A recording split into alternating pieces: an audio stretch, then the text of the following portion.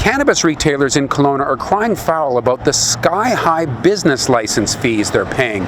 Here's an example for you. Chris Gayford owns Mary Jane's headquarters in Rutland. No cannabis is sold here. It's 6,000 square feet. The business license is $150. 2 doors down, Chiba Chibas, also owned by Chris Gayford.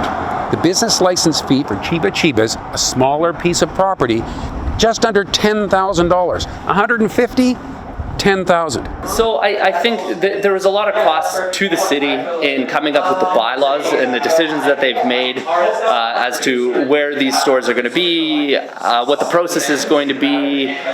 So they took on some costs in the development of their policies. And what I thought is that they would collect those in the very high application fee. I paid almost $10,000 to apply to get my license originally. But now there's this ongoing cost of $10,000 per year for a business license fee. And in my opinion, there aren't ongoing costs to the city with my business being here. And you were saying when you first opened in December of 2019, it was 6 days before the end of the year. Yeah. And what were you charged for that?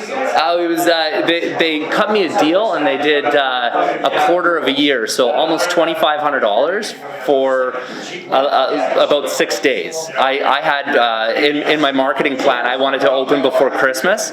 And we were able to do that. We got open December 19th, and I went down to the city and thought that I might get a prorated rate for the days that are left, but they said all they could do was charge me a quarter of the year, which is $2,500. So I'm pretty sure that this business has paid the most per day for a business licensing fee in the city of Kelowna. In history. In history. I can't see it being higher.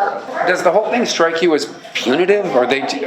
I've been feeling that way since I've gotten into this industry. It's always been challenging dealing with banks, insurance companies. They're all very they see cannabis and they see the big dollar signs and they think they can go after it. But we're a business like any others. Our markups are very small in order to be competitive with our government.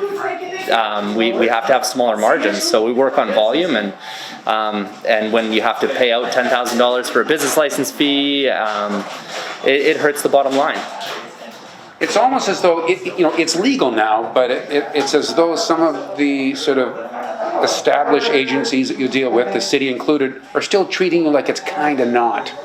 Yeah, I know. Like banking's been an issue. Originally, when I went in for banking, anybody else who goes to the bank, no problem in a legal business. But when I went, my bank charged me a one-time $7,000 due diligence fee.